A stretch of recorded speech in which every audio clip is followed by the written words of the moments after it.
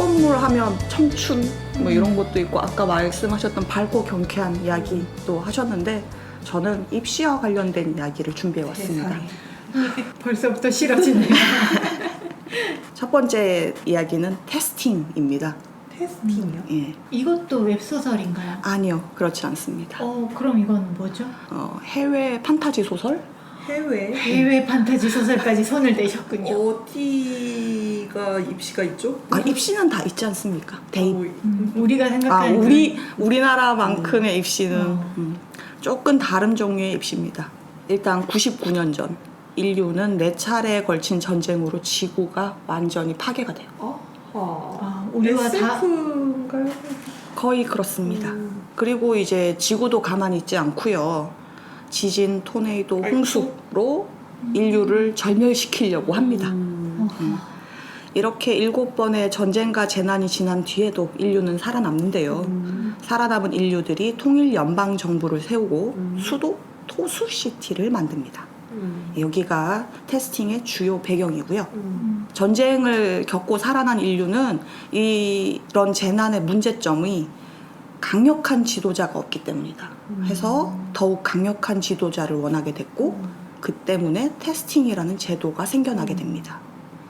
매년 통일연방정부에서는 18개 식민주에서 졸업한 학생들에게 테스팅을 하는데요. 졸업한다고 다 테스팅에 응시를 할 수 있는 게 아니라 그 중에 선발한 몇몇 인원들에게 그리고 이 테스팅에 합격하게 되면 대학을 진학할 수 있게 되죠. 대학을 졸업하고 난 사람은 아직 이제 파괴된 국토가 수복이 다 되지는 않았거든요. 그래서 그런 재건을 하는 인재가 되는 거죠. 테스팅이 입시제도기도 하지만 또 한편으로는 이렇게 합격해서 대학을 가면 바로 고위 공무원이 되는 거니까 이제 공무원 시험이라고도 볼 수 있어요. 그래서 테스팅이라고 불리는 이 시험이 시험위원회가 있는데 그 위원회가 어떤 사람으로 구성이 돼 있는지 어떤 기준으로 응시자를 선발하는지는 알려진 바가 없어요. 떨어진 사람들도 그럼 그걸 다 비밀로 해왔던 거예요? 조금 뒤에 알려드리겠습니다. 네. 어쨌든 고등학교 졸업생이라면 그래도 대부분 테스팅 응시자가 되기를 원해요. 왜냐하면 뽑히는 것 자체가 우수하다는 증거기도 하고 이 테스팅에 참여만 하더라도 가족에게 보상금이 지급이 되거든요. 그리고 우습게 이 거부권이 없습니다. 테스팅을 거부하게 되면 이건 국가에 대한 반역으로 간주를 하고요. 최고 사형에 처합니다. 뽑히면 무조건 응시를 하고 이제 어떻게든 해야 되겠죠. 네. 디스토피아 세계관이에요. 자, 가장 작은 식민주 다섯호수 마을이라는 곳이 있는데 거기에 16살의 소녀 말렌시아 베일이 있습니다. 네, 줄여서 시아라고 부를게요. 이 마을에서 10년 만에 테스팅의 응시자로 선발돼요. 뭐 혼자만 된 건 아니고요. 친구들과 같이 이제 총 4명이 뽑히게 됩니다. 선택돼서 너무 기쁘겠죠. 그런데 전날 밤 아빠에게 예상치 못한 말을 듣습니다. 시아의 아버지는 대학 졸업자거든요. 이게 무슨 뜻이겠습니까? 테스팅 했죠. 그렇죠. 그래서 아빠가 말합니다. 너는 응시자로 뽑히지 말았어야 돼. 그래서 테스팅 과정에 대한 기억이 비밀 엄수 때문에 시험 종료 후에는 전부 삭제가 된다고 해요. 그냥 말하지 않는 정도가 아니라 삭제? 네. 그래서 아빠가 엄마한테도 이제까지 이야기하지 않았다고 하면서 이런 이야기를 이제 풀어요. 그래서 테스팅 후에 아빠는 뭔가 기억이 지워졌다는 그런 기억하고 계속 반복되는 악몽을 꾼다고 해요. 그러니까 무슨 일이 있었는지 아빠도 정확하게 이야기는 해줄 수 없는 거죠. 그리고 지난 10년간 이 마을에서 응시자가 나오지 않은 건 사실은 아빠와 이제 몇몇 어른들이 일부러 응시자를 배출하지 않도록 좀 수를 쓴 게 있었던 거죠. 그런데 자기 자식이 그렇죠. 저런. 그래서 아빠가 토수시티에 가면 네가 보는 모든 사람을 의심해라 라고 이야기를 하죠. 자, 일단 이제 시아와 친구들은 관리자 미하우와 함께 토수시티로 이동을 하고요. 인식 팔찌를 하나씩 주는데 팔찌마다 문양이 다른 게 이제 새겨져 있어요. 그리고 이제 그 문양마다 자기가 속한 그룹이 의미하는 바가 있다고 하네요. 그래서 보니까 친구 중에 토마스라고 있는데 걔랑 시아는 같은 문양이고 다른 두 친구는 또 다른 문양이더라고요. 이쯤 되면 좀 촉이 오지 않습니까? 둘이 로맨스다 이런 느낌. 뭐야? 전혀. 로맨스 촉 없나 아 봐요. 그래요? 그래서 저는 딱 이 순간 흥미가 식는다 이런 생각이 들더라고요. 오. 네, 저의 촉은 틀리지 않습니다. 오. 갑자기 너무나 노골적으로 토마스의 외모를 묘사하고 예전에 있었던 마을에는 여자애들이 토마스한테 관심이 있었다 뭐 이런 그럼에도 토마스는 점잖았다 뭐 이런 서술이 나옵니다. 이 판타지 로맨스 많이 읽으면 촉이 생기나요? 눈물이 납니다. 왜 양치님 없죠? 엄청 읽는데 왜 없는 거예요? 아니 둘이 같은 문양이에요. 둘이 같이 다녀야 될 거 아니에요. 언젠가는. 아니 뭐 원래 로미오와 줄리엣 같은 류는 반대편에 있으면서 사랑이 불타잖아요. 제가 식견이 좁았군요. 죄송합니다. 어쨌든 간에 이제 우연히 그 이동하는 배, 수륙 양용 배 같은 건데 선실에서 보니까 카메라가 있다는 걸 발견을 해요. 감시 카메라겠죠. 그거를 딱 보고 나니까 이 티는 못 내고 이제 깜짝 놀랬죠. 그랬더니 관리자 미아오가 마치 잘했어 하는 것처럼 보고는 웃죠. 이게 이미 지금 테스팅이 시작되고 있구나라는 거예요. 일상이 테스팅. 그렇죠. 그래서 시아가 그나마 믿을만해 보이는 토마스에게 따로 이야기를 하죠. 그리고 자기 아빠의 악몽에 대해서도 알려줘요. 그럼 이제 둘이 서로 돕기로 약속하죠. 이 정도면 저의 촉이 틀리지 않지 않습니까? 글쎄요. 그래요. 더 들어봅시다. 도착 후에 테스팅에 대한 간단한 안내를 받아요. 총 108명이 응시자고요. 필기시험, 실기시험, 팀과제, 실무능력시험, 면접 이렇게 하면 최종적으로 합격이 결정짓게 된다고 합니다. 대학 입학은 최대 20명이고요. 2인 1실로 배정을 받았는데요. 가보니까 라임이라는 아이가 이미 들어가 있어요. 정말 따뜻한 미소로 시아를 반깁니다. 이런저런 이야기를 하고는 라임이 이야기를 해요. 내가 옥수수 케이크 가져왔어. 직접 만들었어. 배고프면 먹어. 하룻밤 자고 아침이 됐습니다. 라임이 꼬르륵 소리를 내지만 옥수수 케이크엔 손도 대지 않아요.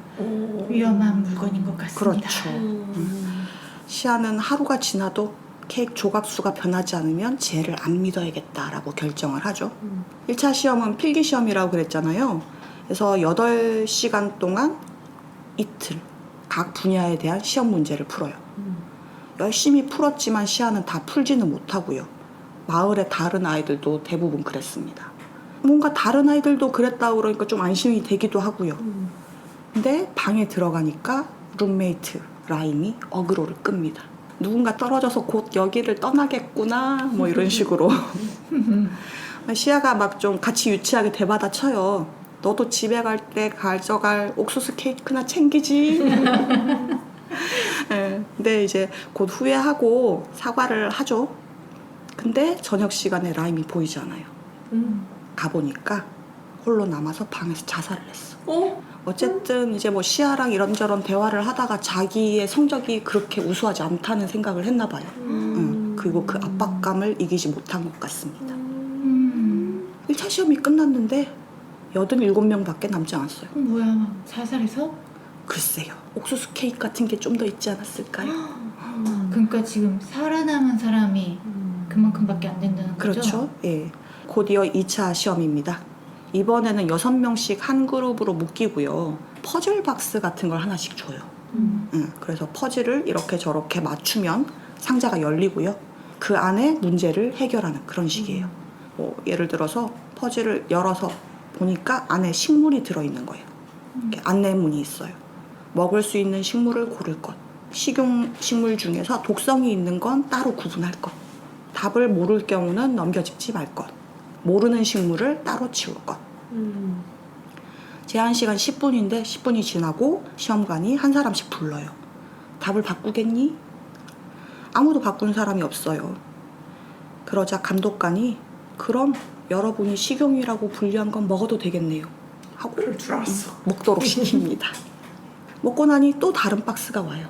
또 퍼즐을 풀고 열어보니까 펄스 라디오를 수리해서 작동하도록 만들어라 뭐 이런 식으로.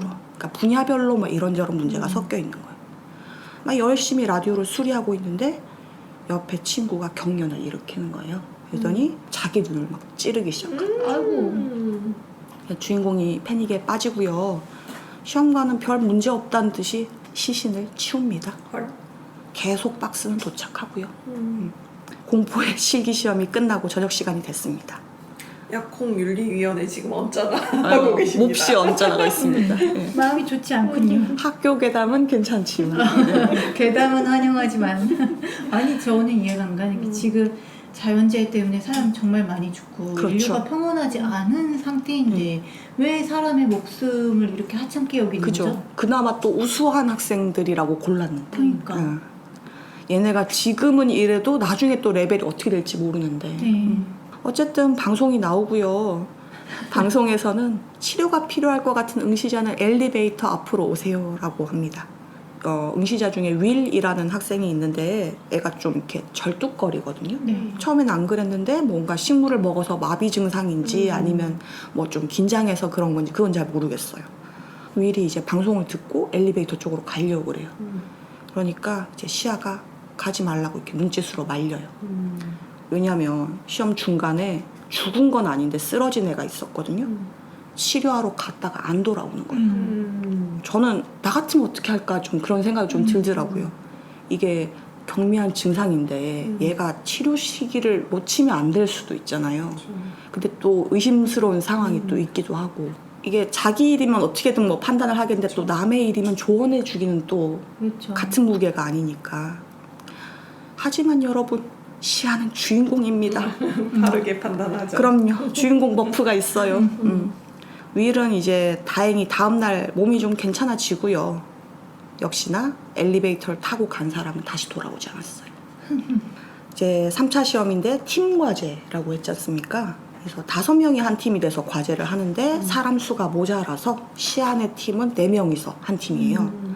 근데 하필 또 숙소에 도착한 첫날부터 10일 걸던 애가 또 같은 팀이에요. 어쨌든 이 팀 과제는 5개의 문제를 5명이 한 문제씩 나눠서 푸는 거예요. 각각 문제마다 필요한 스킬이나 능력이 다르고요. 또 누가 그 문제를 푸느냐에 따라 또 정답률도 다르겠죠.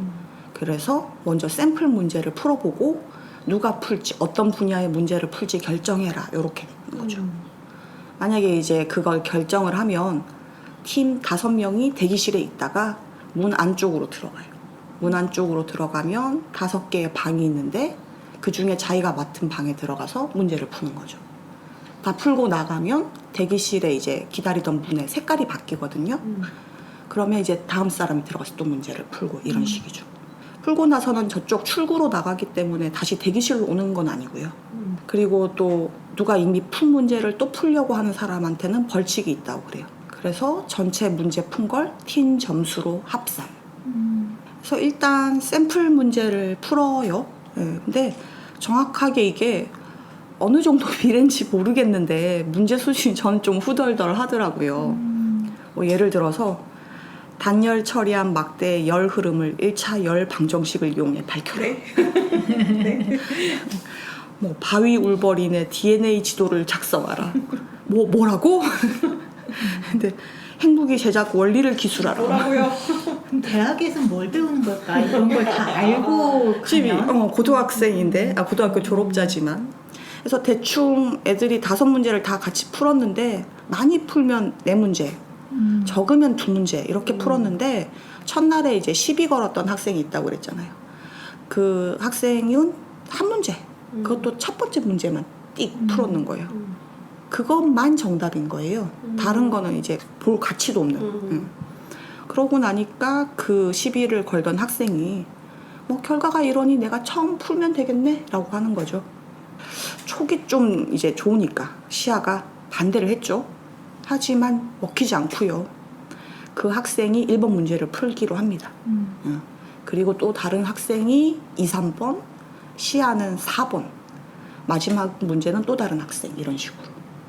근데 1번 문제를 풀러 간 학생이 굉장히 오래 걸리는 거예요. 그리고는 한참을 기다렸다가 다 풀었다는 신호가 뜹니다. 그래서 이제 2번째 들어간 학생이 내가 2, 3번 빨리 풀어볼게 하고 이제 들어가요.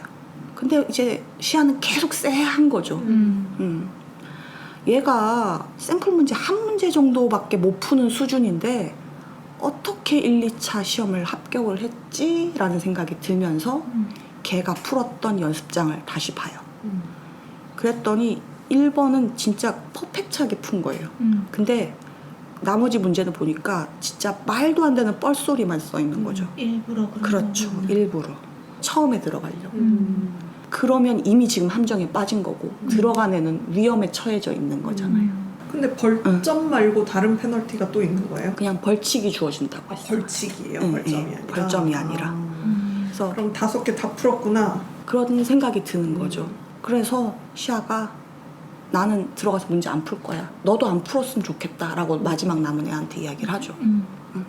결과는 말씀드리지 않겠습니다. 주인공이니까 웬만하면 살아남겠죠. 그렇겠죠. 소설이 마음에 드십니까?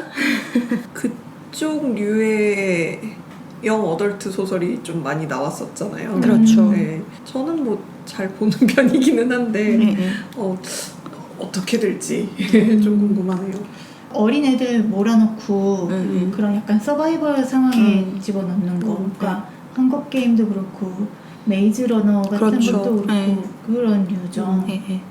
이게 뭐 처음 출간된 당시에 부제 비슷한 걸 붙였어요. 판타지 입시 서바이벌. 아니 이런 입시는 상상도 못했는데. 근데 정말 안 사고 싶게 생긴 부제 아닌가요?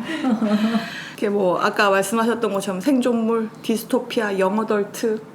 예, 이게 양치님이 예전에 헝거 게임 소개해 주시기도 하셨고 저는 메이즈 러너 되게 좋아했었거든요. 예. 진짜 그 외에도 몇 개 좀 이런 류가 떠오르죠. 예. 그래서 테스팅은 그 큰 틀이 저 내용과 일맥상통해요. 초반에는 생존을 건 어떤 시험을 통과를 하는 게 목표. 중반에는 좀 더 큰 세계의 비밀과 음모 그것과 부딪힌다. 종반은 그 질서를 허문다. 네, 그래서 테스팅도 1, 2, 3권으로 나눠져 있는데 정확하게 저 흐름대로 갑니다. 그렇군요. 네, 좋게 말하면 정석대로 가는 거고 나쁘게 말하면 약간 뻔한 흐름이죠. 그럼에도 분명히 이 작품만의 좀 개성은 있어요. 예. 지금 뭐 테스팅하는 과정 같은 게 디테일이 제법 좀 살아있거든요. 좀 테스팅이라고 그러면 뭐 이거 뭐 필기 시험, 실기 시험 하고 뭐 이런 이야기를 하다가 그럼 나중에는 뭐 하려고? 라고 하는데 말씀을 안 드렸는데 4차 시험이 이제 남아있어요. 4차 시험이랑 면접 시험이 있는데 남은 애들을 어디론가 데리고 갑니다. 예, 어디론가 데리고 가서 거기서부터 토수시티까지 오라고 해요. 어허. 예. 알아서. 창고에서 3가지 물건을 추가로 가져갈 수 있게 해주겠다. 그거를 보조 삼아서 와라. 뭐 혼자 와도 되고 팀으로 와도 되고 그거는 네 마음이다. 그리고 이제 경계가 있는데 그 경계 밖으로는 나가지 마라. 뭐 어떤 사람은 지도를 선택을 할 거고 뭐 어떤 사람은 음식물이나 식수 같은 거를 선택을 할 거고 그쵸?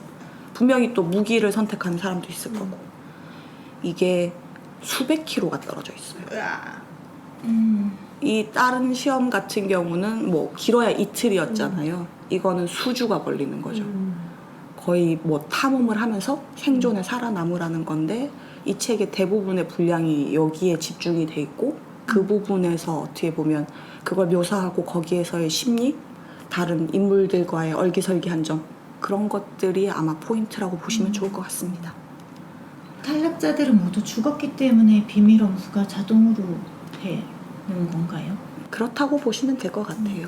예. 그리고 이게 강력한 지도자가 필요해서 생긴 제도라면 네, 현재의 지도자에 대한 내용이나 그런 게 있나요? 곧 나옵니다. 그래서 뭐 지금은 소개는 안 하겠지만 예. 네.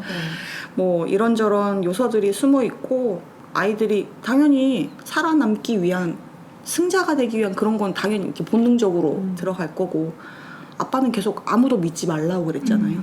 근데 시아가 처음부터 토머스를 믿었단 말이죠. 얘를 끝까지 믿어도 될지. 그리고 관리자가 초반부터 시아에게 되게 우호적으로 돼 있거든요.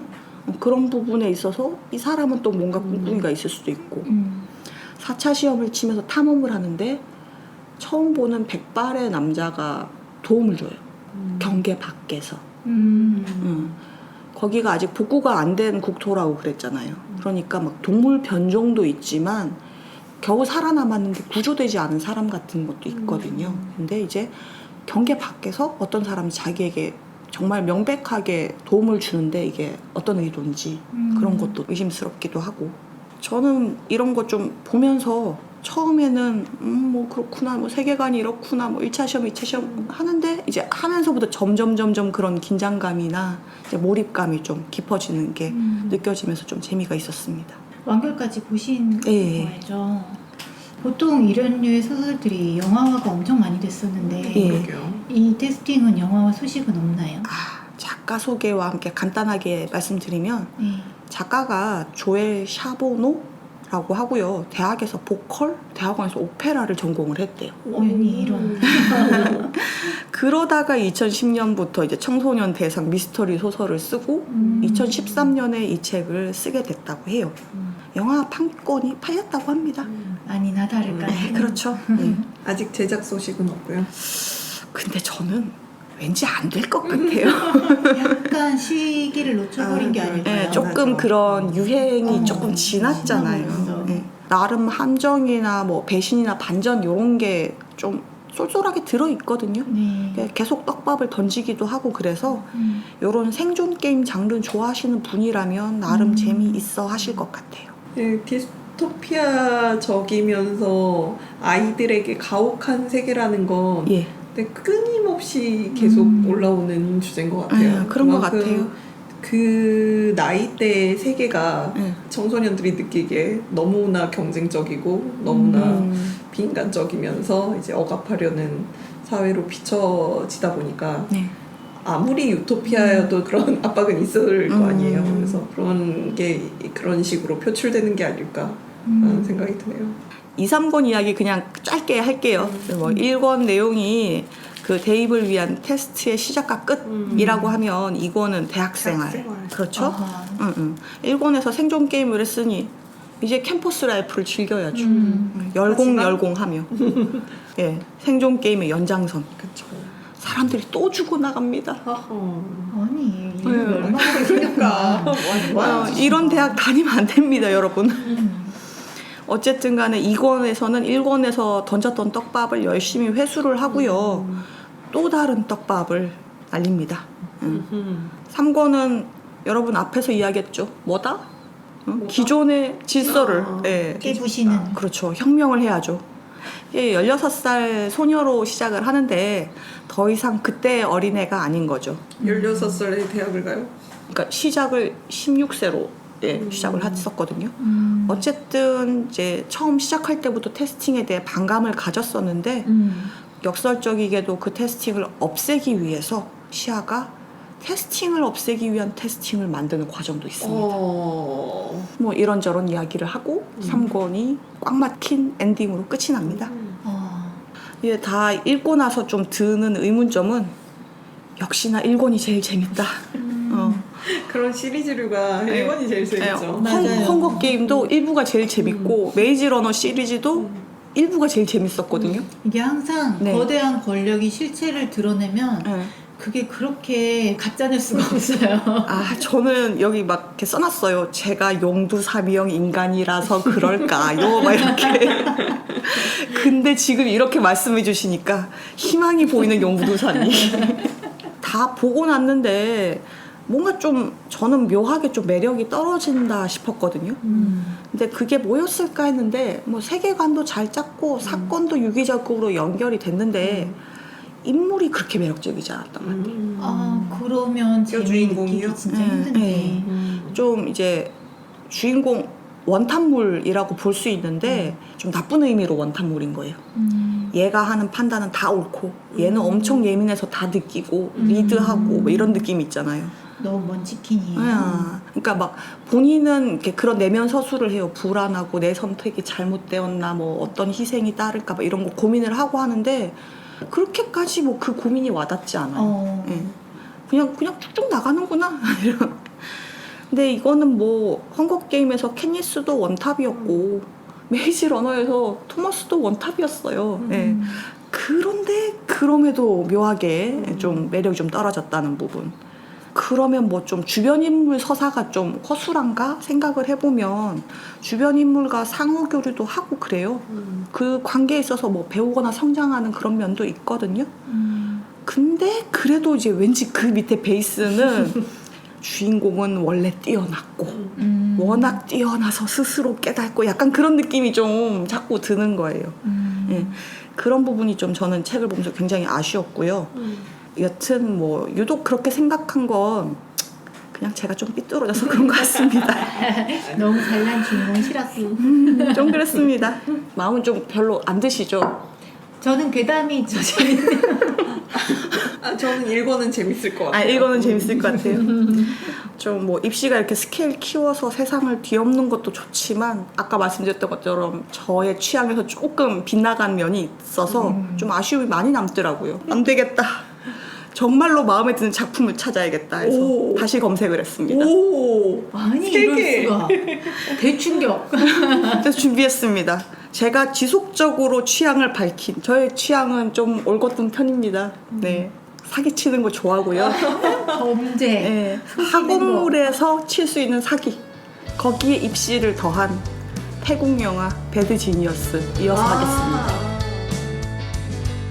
이어지는 28화 6부에서는 선인장이 소개하는 영화 배드 지니어스 이야기가 계속됩니다.